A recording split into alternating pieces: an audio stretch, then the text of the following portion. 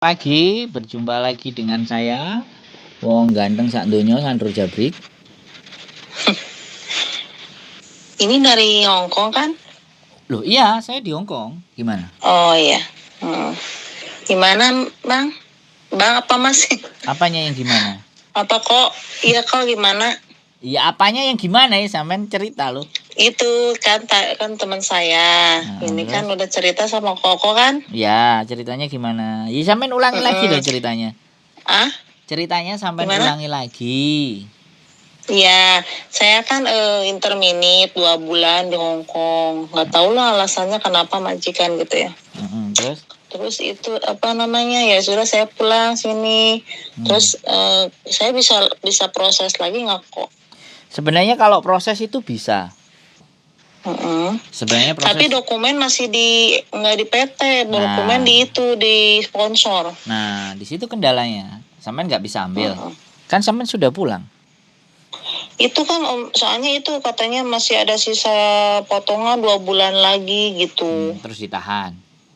Nah ya sudah, jadi gini, nanti kalau proses.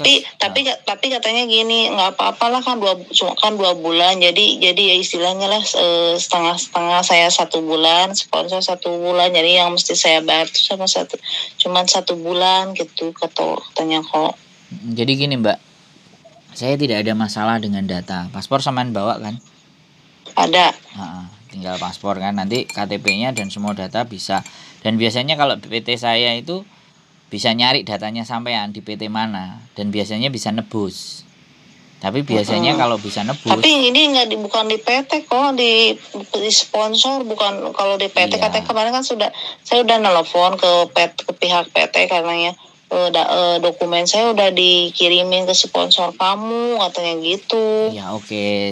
Sekarang giliran saya ngomong ya Mbak, kan sampean mau dengerin kan? Sampean mau nanya kan ke saya?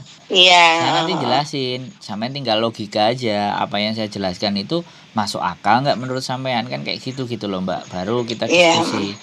Jadi kalau di tempat kami kan sampean belum satu tahun, sampean belum genap 1 tahun, dan apalagi di Hongkong baru berapa bulan? 2 kan? Halo? 2 bulan. Nah, 2 bulan. Otomatis kalau sistemnya di proses di Hongkong sebelum selesai di 2 kontrak itu biasanya itu dikunci namanya. Jadi sampean tidak dianjurkan untuk ke PT yang lain. Kan seperti itu ceritanya. Sampean belum nonton konten saya banyak.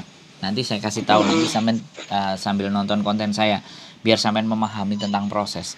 Jadi ketika dikunci, maka kita bisa membuka kunci itu. Tapi kan kita harus bayar ke PT yang lama. Bisa dipahami nggak? Nah kalau memang itu terjadi, nanti data sampean masuk ke saya cross check. Saya laporan sama orang di PT, Pak ini baru 2 bulan, gini. Oke Mas, kita akan bantu. Tapi kembali lagi, nanti jatuhnya potongan di tempat kita itu pasti nilainya berbeda dengan teman-teman yang lain. Bisa dipahami nggak? Karena ada 3 tipe. Ada 3 tipe ya. Berangkat lagi ke Hongkong itu ada 3 jenis. Ya kan? Yang jenis pertama sampean PR1. Disebutnya PR1. PR1 itu orang-orang yang di Hongkong tidak finish kemudian menyatakan pulang. Ada yang pulang sebelum 6 bulan, ada yang setelah 6 bulan. Artinya kalau yang sebelum 6 bulan itu belum selesai potongan. Ya kan? Kalau sudah 6 bulan sudah selesai potongan, tergantung nanti PT-nya. Nah kemarin ada juga cerita anak saya satu yang ex Taiwan, ternyata dia kabur, ya kan? Kabur belum waktunya selesai, akhirnya dia pulang, ya kan? Tidak membayar semuanya. Nah kita ganti memproses ke Hongkong, akhirnya kita menemuin PT-nya, ya terus ada deal-dealan, akhirnya data semuanya bisa kita ambil. Akhirnya juga nanti kita akan bilang potongan dan tunggakanmu di PT lama begini dan begitu.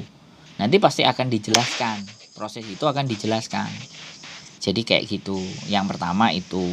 Terus yang kedua, kalau setidaknya yang berangkat ke Hongkong selain sampai termasuk PR1, yang kedua adalah calling visa. Itu artinya anak yang sudah selesai selama 1 tahun di rumah atau bisa jadi 2 tahun. Melebihi dari 1 sampai 2 tahun itu calling. Jadi Dia dapat visa dulu baru berangkat. Yang terakhir itu tipenya adalah dia membawa majikan sendiri. Jadi ada tipe-tipenya anak berangkat ke Hong Kong itu. Yang terakhir ya non, ibaratnya non itu jadi dia tidak sama sekali punya pengalaman. Jadi itu ada empat jenis gitu kan. Nah itu semuanya akan bisa kita atur. Lah kalau kita nggak mau ada urusan dengan PT, ibaratnya dengan PT-nya nanti ya sudah kita bikin data yang baru misalnya. Nah, data baru semuanya ya pasti juga kenanya nanti dipotongan. Makanya itu yang ingin saya sampaikan ke sampean.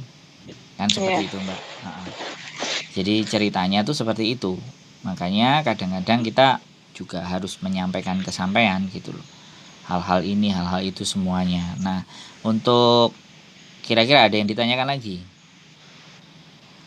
Maksudnya ini proses baru apa gimana sih kok? Ya makanya maksudnya nanti dilihat datanya. Bisa saya dicariin majikan sama koko di sana apa gimana? Ya iya kan apa PT yang nyariin. PT yang nyariin, makanya sampean harus juga lebih baik jujur. Tadi ke PT ditanyain kenapa kok di interminit, apa masalahnya. Sampean bisa bercerita kronologis walaupun sampean nggak ngerti alasannya apa, sampean harus jawab jujur. Karena kemarin ada yang nggak jujur, ada dia kena data ganda, jadi datang ke Hong Kong ada yang kena masalah karena datanya ganda. Jadi KTP dulu dia sudah pernah 2 kali gak sama gitu. Ada satu lagi juga dia pernah bikin kasus kriminal, kemudian dia berangkat lagi ke Hong Kong, visanya nggak turun-turun. Jadi disitulah ceritanya. Makanya kalau kita nggak jujur, ya jatuhnya nanti kita nunggu dan buang-buang waktu. Tapi kalau kita jujur, saya kira ini berarti saya harus masuk PT lagi gitu apa gimana sih kok? Lah sampean kan ex Taiwan toh. Kalau kita ex, ya kalau kita ex itu biasanya tunggu di rumah. Iya. Iya, tunggu di rumah nunggu majikan, kan begitu ceritanya. Ex. Iya. Kalau masuk ke PT-nya, kalau di tempat saya nanti setelah visa turun. Jadi setiap PT itu punya kebijakan beda-beda. Ada yang datang pertama daftar langsung uji kom, daftar semuanya untuk bikin paspor. Kan ada yang seperti itu. Lah itu susah. Itu kalau misalnya nggak dapat majikan ya sudah kekunci di situ. Kalau di tempat kita kan enggak. Kalau di tempat kita kan bebas. Sampean mau sudah daftar di kita kan nggak nahan dokumen sampean. Kita cuman fotoin aja yang ada. KTP ada, misalnya KTP Indonesia ada, KTP mantan Taiwan atau paspor aja dikasih ke kita. Selesai. Sampean mau nyabang-nyabang ke PT-PT lain silahkan. Tapi giliran kami dapat majikan, ya tolong kan kayak gitu. Kalau dapat majikan yang lain ya sampean tinggal MD namanya kan. Iya. Dan kita nggak nahan. Tapi kalau sudah dapat majikan, sudah interview, sudah deal, paspor sudah dipegang, jangan sampai MD. Iya. Ya kan repot kalau sampai MD.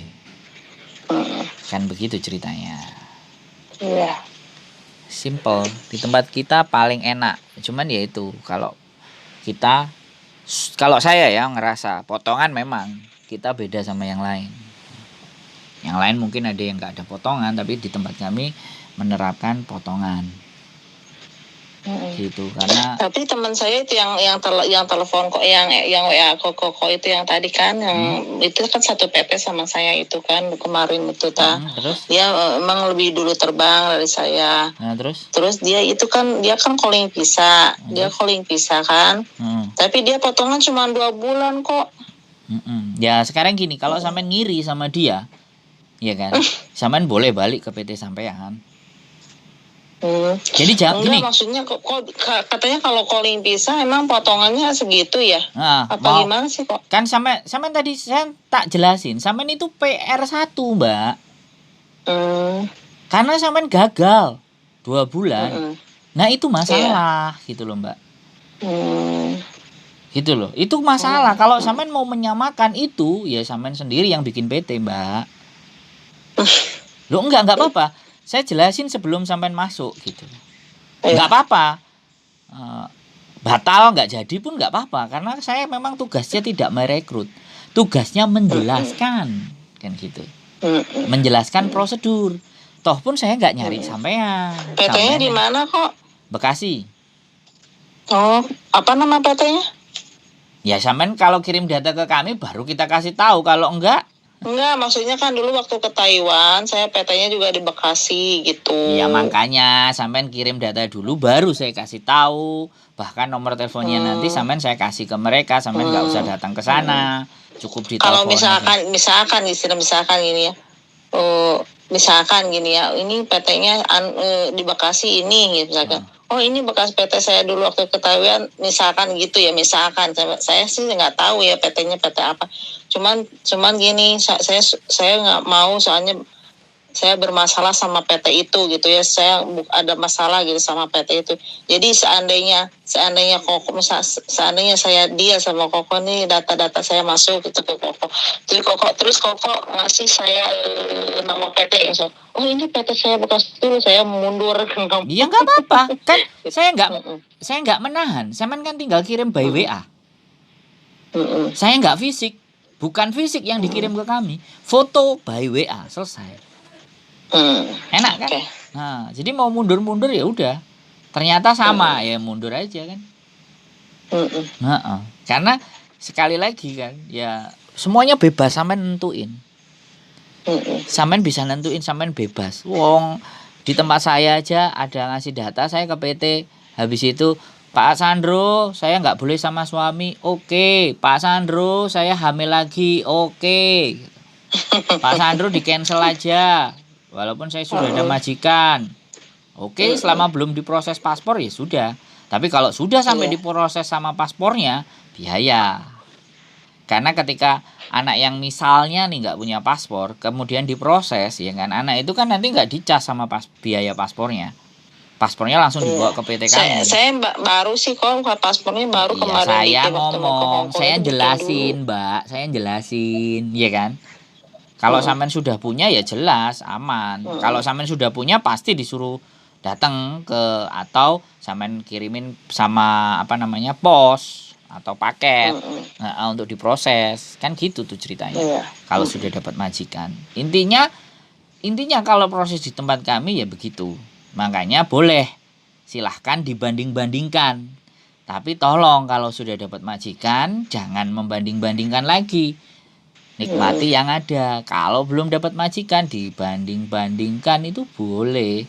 Silahkan. Itu paspor dikirim itu kalau udah dapat majikan ya? Iya dong. Ada majikan yang mau terus interview sama sampean. Majikan oke ya, sampean disuruh ngirim paspornya. Kan gitu. Ya nggak mungkin kita minta paspor. Sebelum dapat. Ya nggak apa-apa kalau sampean nanti belum dapat majikan sudah diminta, boleh ngomong ke saya. Kok bilang aja kok kata si Sandro begini begitu gitu. Kalau dia bilangnya oh ya sudah proses aja sama Sandro, ya sudah, sampean juga sebaiknya juga nggak perlu proses ke situ. Kan enak toh? Iya.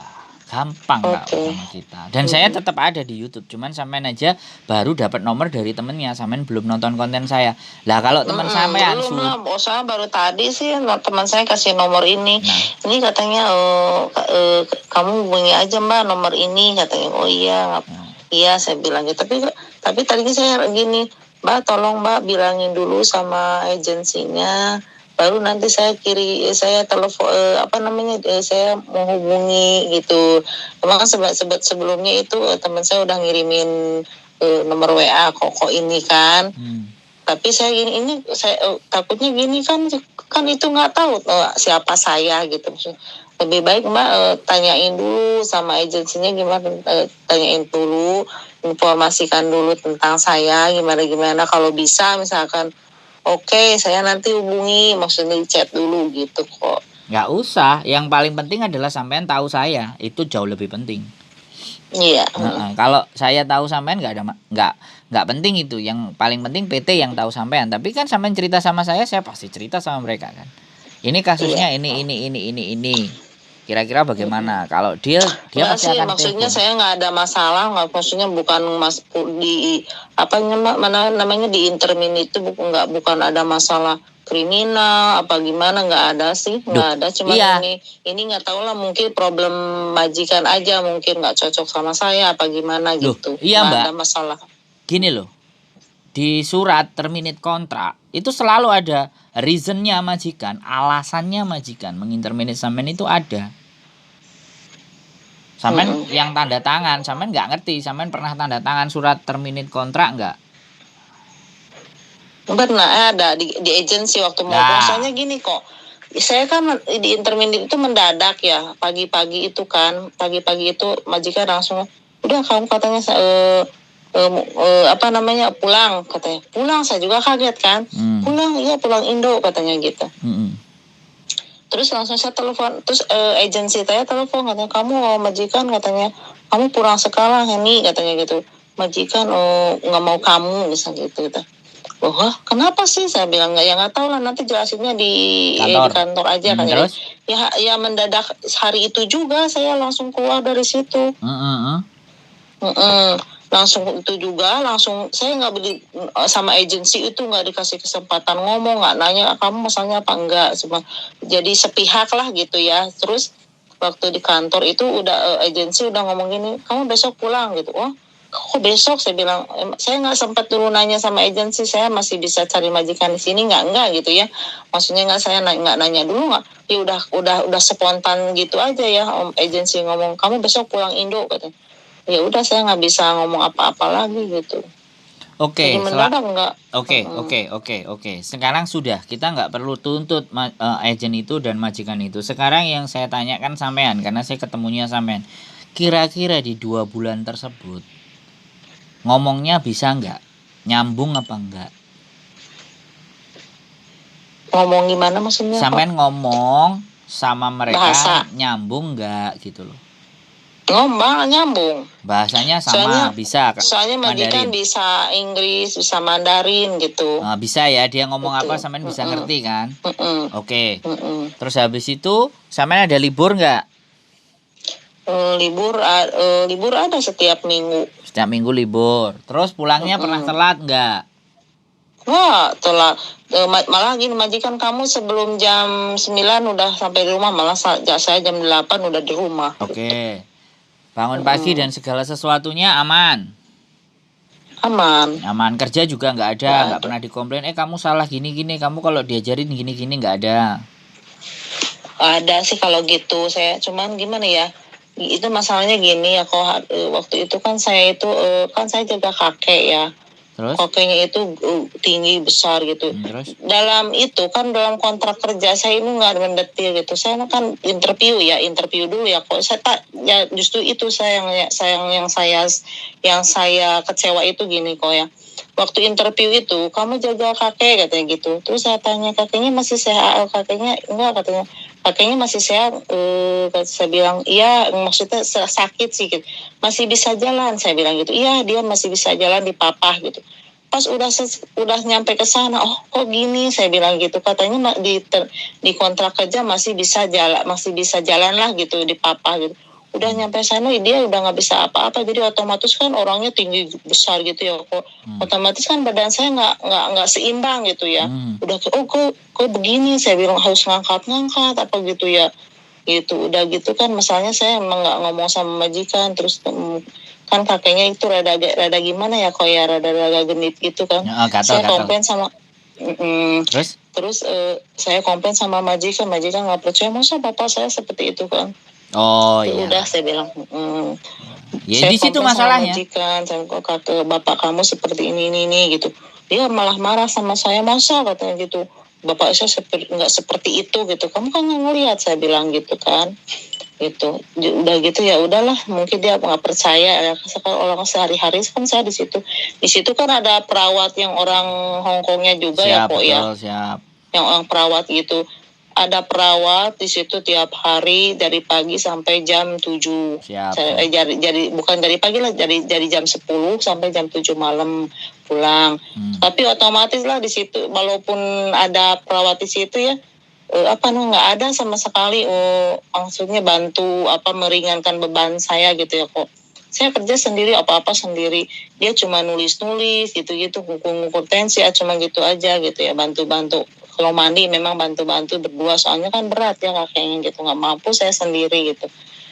Terus saya komplain nih sama majikan saya, itu kan anaknya perempuan ya, saya bilang Cece, saya bilang ini gimana sih, saya bilang di sana kan waktu interview katanya Cece bilang kakek masih bisa jalan, masih di papa, kok pas kesini kata saya kok saya ngangkat-ngangkat. Kalau tahu saya harus ngangkat-ngangkat gitu mungkin saya nggak mau lah gitu, nggak mau nggak dia gitu yang nggak mau ambil job ini. Mau lah, saya nolak mungkin gitu kan. Saya bilang gitu. Dia si Cece-nya itu nggak terima katanya. Sekarang kamu kan udah di sini, gitu. Itu semua tanggung jawab, ini kerjaan kamu katanya gitu. Ya udah saya terima gitu ya. Ya mungkin apa ya, mungkin komplain itu ya, mungkin saya kan lelah ya kok ya, dari pagi sampai malam gitu, udah gitu kurang tidur, nggak pernah tidur siang gitu juga sedikit, semua kerjaan saya yang kerjain, nggak ada yang kelewat gitu. Otomatis kan saya kelelahan ya, kok sakit, terus saya minta izin, kata saya minta izin dulu ya, saya bilang. Itu waktu saya libur itu ya, waktu hari Minggu itu libur, saya nggak dipakai libur, saya istirahat di rumah, soalnya saya lagi sakit gitu. Tapi tetap saya kerja, soalnya nggak enak ya kok ya, saya libur tapi tinggal di rumah, maksudnya kan nggak enak juga ya, ada Cece, masa Cece sibuk sendiri si itu ini gitu ya, sibuk ngurus kakek gini, masa saya diem aja gitu, nggak enak juga ya kok ya, saya bilang. Ya udah saya bantu, tapi percuma, saya cuma mau libur, gimana saya nggak enak badan, nggak libur juga saya gimana gitu. Terus saya gini, terus saya sakit, saya bilang kaki saya sampai bengkak-bengkak gitu ya, katanya ayo kita ke dokter, saya dibawa ke dokter doang, tapi percuma kan, cuma ngilangin sakit aja, bengkak saya nggak sembuh gitu.